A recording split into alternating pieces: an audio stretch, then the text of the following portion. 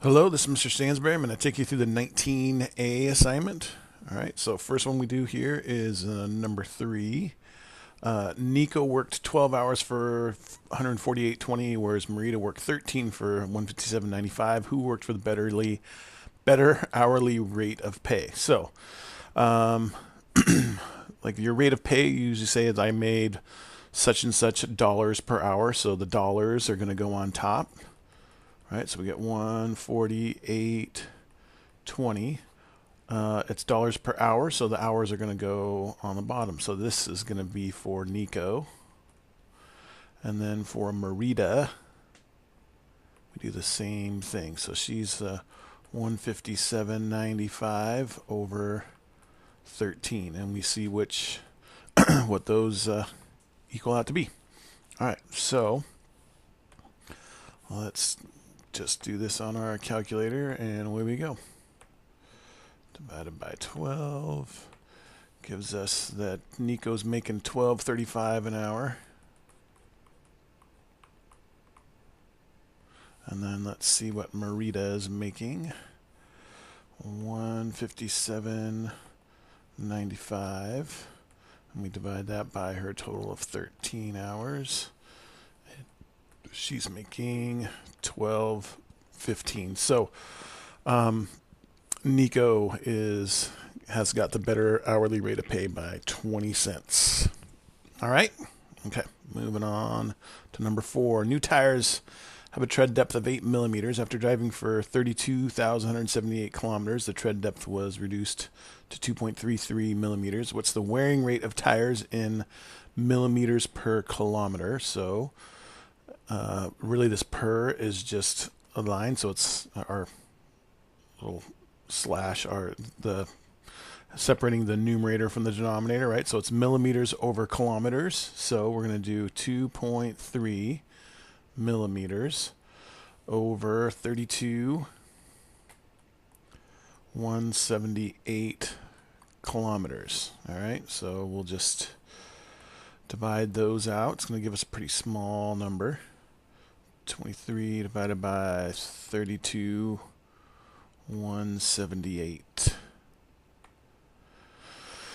7.1477 e to the negative fifth. So we can move the decimal back 5 spots. So 1, and then we got 4 more spots. So it's going to be 4 zeros. So equals 0.1234, and then our 715 we'll go with. And that is millimeters per kilometer. So every kilometer you travel, you should expect to lose 0.0000715 millimeters off of the tire. Okay.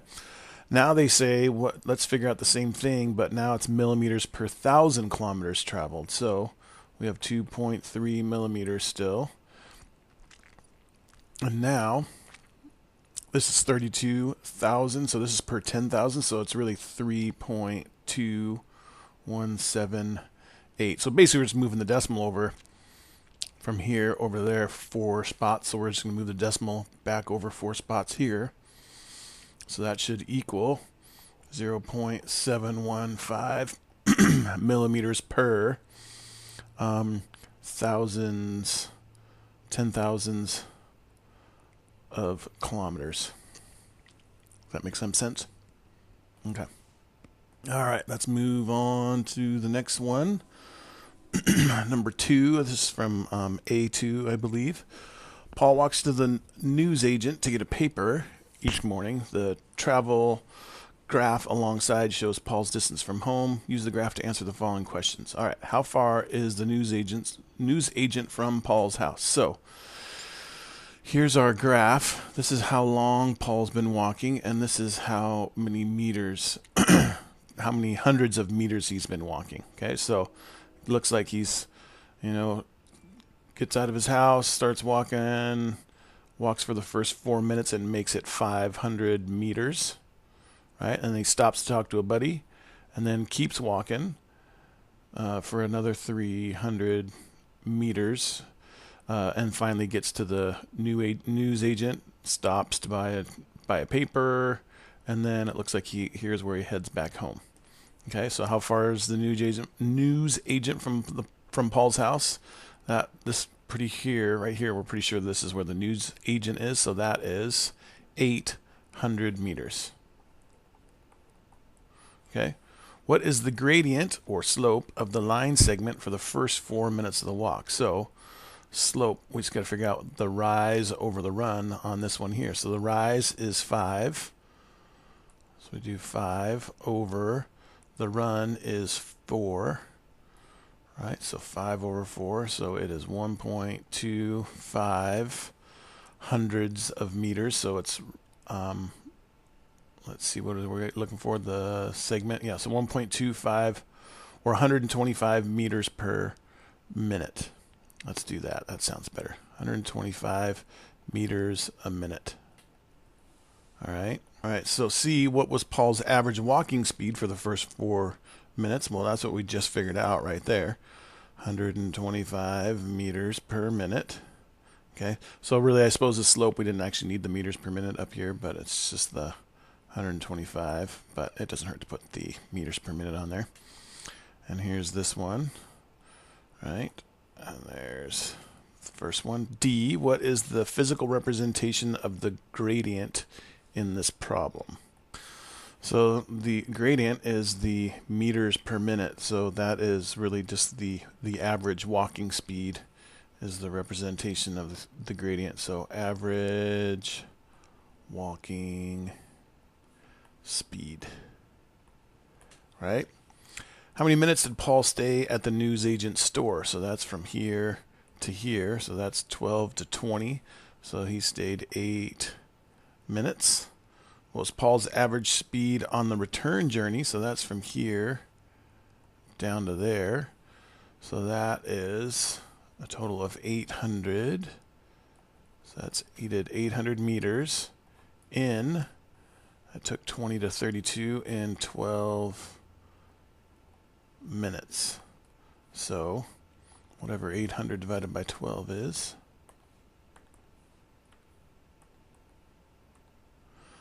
I walked 66.6 meters per minute.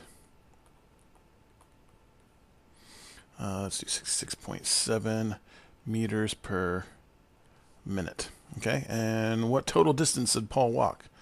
So he walked 800 meters to the newsagent and then 800 meters home. So that would be a total of 1,600 meters. Okay, all right. Next one, number 3. During December, Mount Bold Reservoir was losing water at a constant rate due to usage and evaporation. December 12th, the estimated water in the reservoir was 53.8 million kiloliters. December 23rd, the estimate was 48.2 million kiloliters. No water entered the reservoir. What kind of average rate of water loss? What was the average rate of water loss during this period? So the rate is going to be the kiloliters per, it looks like we're going to probably do days, right? Because it's just the 12th to the 23rd. So we'll figure out how many kiloliters they lost. They started with 53.8 and then they're now down to 48.2. So we subtract that and we get 5.6 kiloliters evaporated, right? And then that took from the 12th to the 23rd is over 11 days, right? Sorry.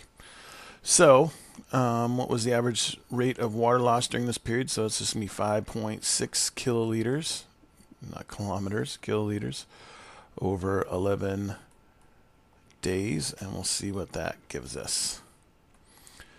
5.6 divided by 11, 0.509, 0.509, and that's kiloliters per day is the evaporation rate on that one, right?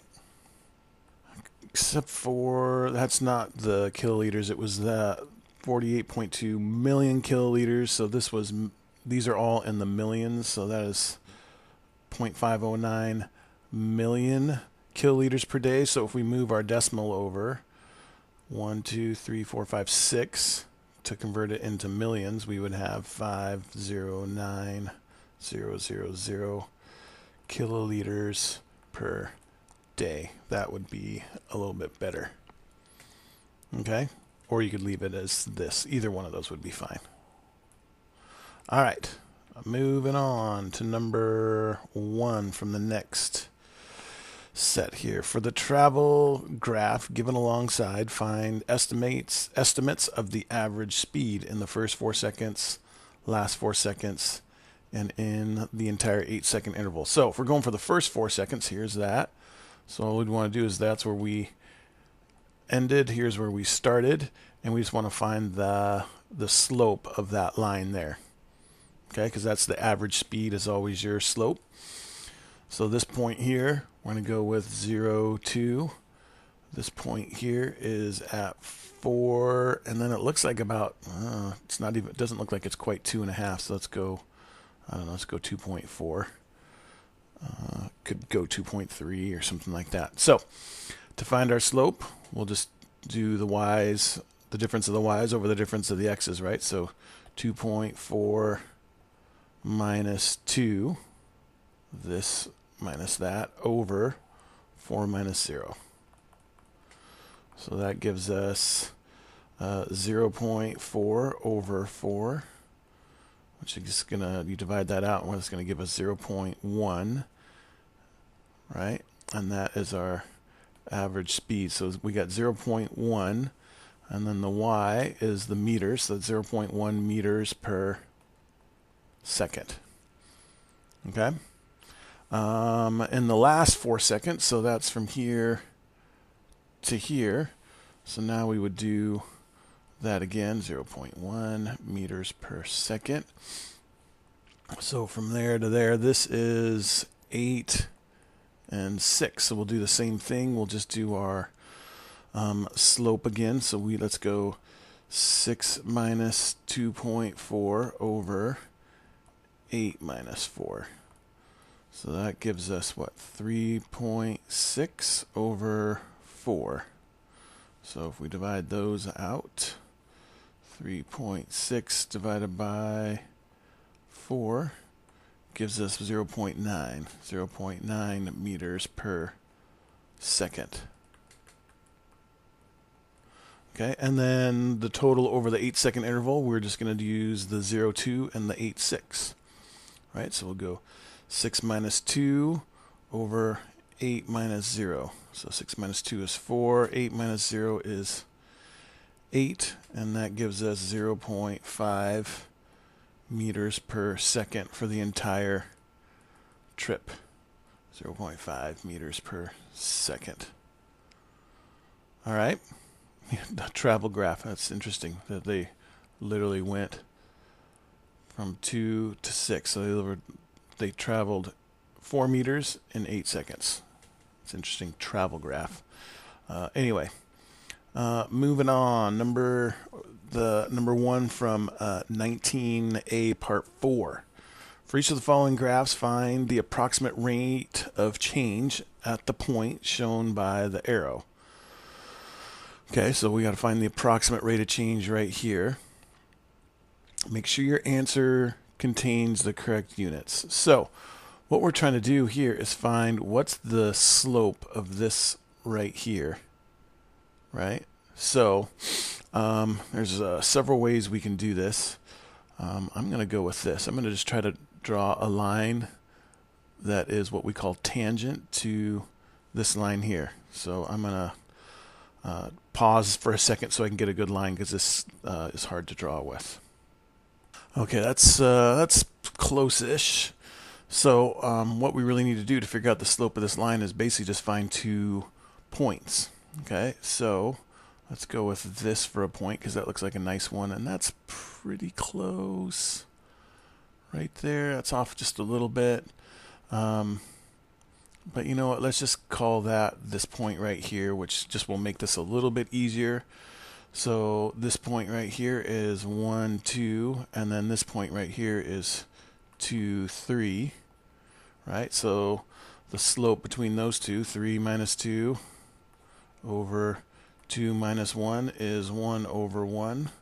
So we're going to go with, at that point right there, it should be about 1 meter per second should be roughly our slope. Okay, and then we'll do the same thing here. I'm going to try to draw a tangent line. So again, the tangent line is a line that just touches that point, but doesn't actually cross through the graph. It just rests on that point. Okay, and this is really kind of a introduction to what we're going to be doing in the next section or two. Okay, so let's draw a tangent line on that one. Okay, that's about as close as I could get there. Excuse me. So what we got to do here is just find a couple of points that we think we can figure out here. So let's say this right here. Let's call that 2. Let's see, that's about 1. So let's just call that about 1.5. This is going to be pretty rough. It's just somewhere close. And then this point here, let's try that one. That is at 4. And then, let's see, that's about 5. So we'll call that about 5.5. Okay. When you're trying to find the slope of a line, you want to try to get your points as far apart from each other as you can, unless you can find two really good points that are closer. That's okay. But the farther apart your points are, the more accurate your equation should be, especially if we're estimating. Okay, so let's do this one. We've got 5.5 minus 1.5 all over 4 minus 2. So 5.5 minus 1.5 gives us 4, and then 4 minus 2 is 2. So that gives us about 2. So we've got 2 kilometers per hour is roughly the slope at that point. Okay. Back of the book has 3 kilometers per hour.